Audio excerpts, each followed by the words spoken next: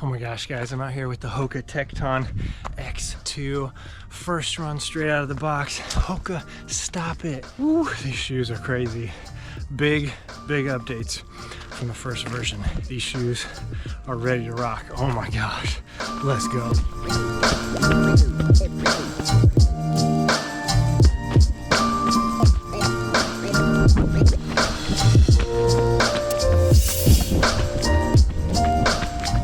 Hey, what's up everyone? Welcome back. Today we're talking all about the Hoka Tecton X2.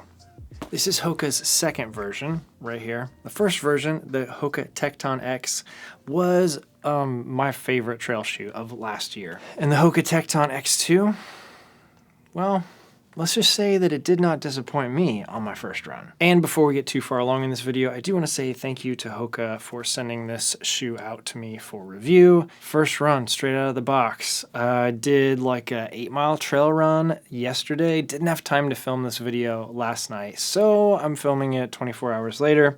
I was able to get on some trails, as you can see here. It wasn't super muddy, but it was enough that the ground was just a little bit wet still. There were a couple standouts from last year, but the Tecton X was the shoe that I ran almost 80 miles in at the Mohican 100 miler. I chose not to wear the Tecton X for my next 100 miler, the Indiana Trail 100, because I thought it was going to be pretty muddy, like really thick mud. And this outsole just wouldn't have really cut it. But like I said, that was my favorite shoe of last year. So moving into 2023, I was very interested to see if Hoka was going to continue this shoe in their lineup. Was it going to be featured again? Was it going to have an update? Were they going to let a whole year go by without updating it? You know, the Tecton X was such a brand new shoe last year that a lot of the elites did not wear it for their races.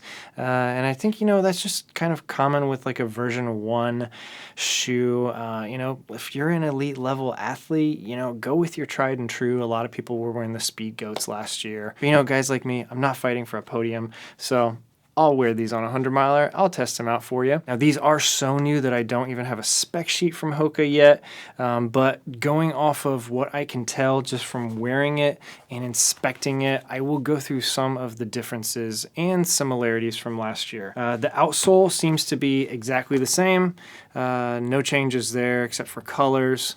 The midsole, now there's gonna be some interesting thing. Like I'd really like to see if there is a technical difference between this midsole, because to me it feels a little bit squishier. And we still do have the same forked carbon fiber midsole, so that means that it starts down here as a single piece and splits out, forks up here by the forefoot to 2 pieces so that it can kind of flex independently as you're hitting rocks and roots, which is great. It's interesting, as you can see here, if I can get close enough, on the Tecton X, the original version, they have their numbers that they kind of always put out there for their foams. On the X2, no numbers. They left those off.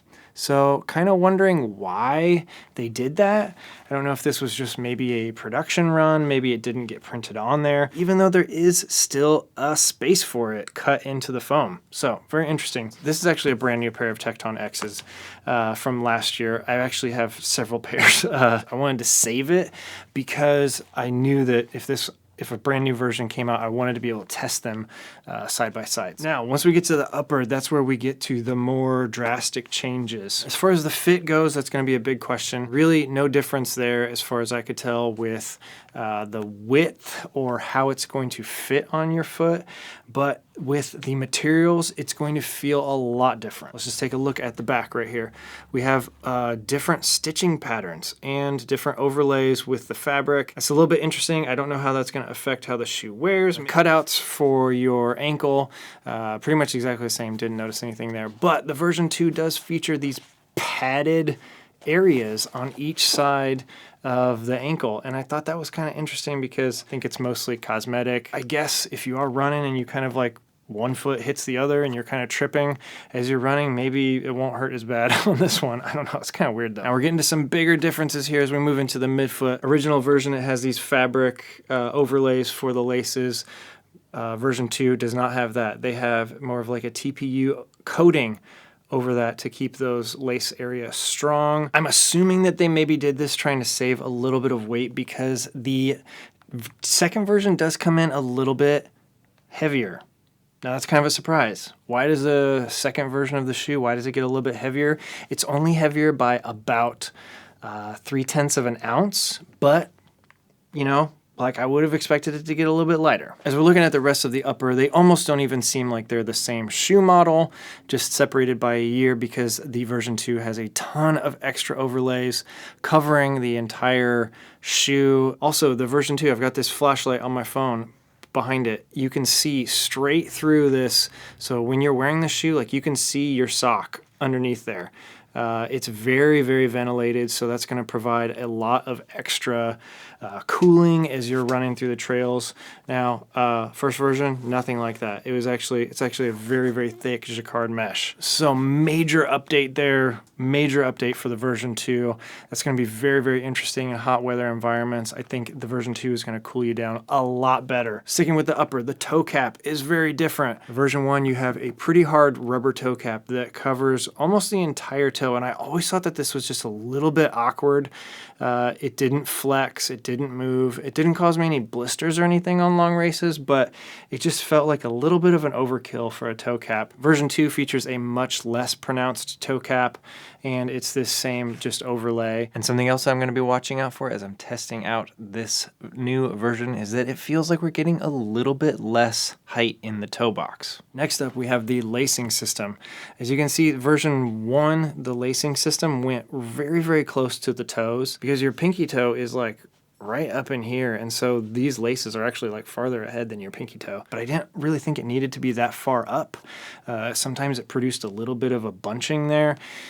Version 2, they kind of have a little bit more traditional area where this lace comes across your foot. Still has this expandable area here, which is very nice on the version 1. Love to see that they kept that with the version 2. And the shape is a little bit better too. The version 1, as you were running, especially deep into a race, if you needed to tighten down your shoe, it just kind of squeezed a little bit weird because it's just kind of like a wider area right here.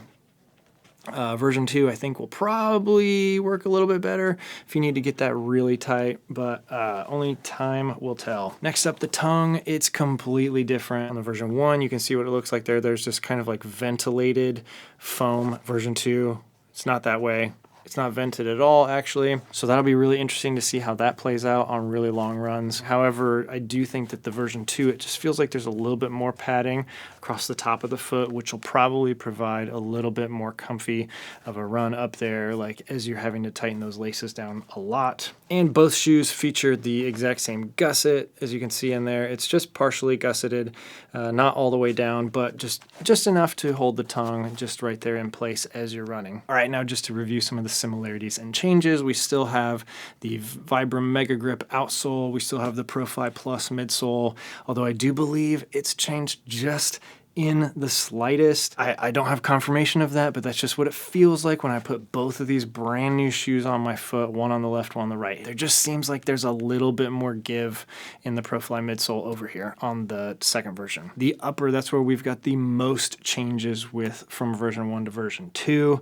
I went over all the different TPU overlays. I went over the different upper actual material where you can actually see through it. It's going to provide a ton of ventilation. The lacing system is different, and the heel cup is just slightly sewn different with a little bit extra padding around the top of the heel cup and the sides. Now, as far as comfort goes on my first run, what did I really think of it?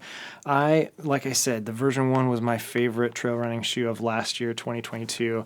I think that it's going to be hard for anyone to beat this for a quick, nimble, it's just a very snappy shoe. It feels good. You feel like you're fast in it.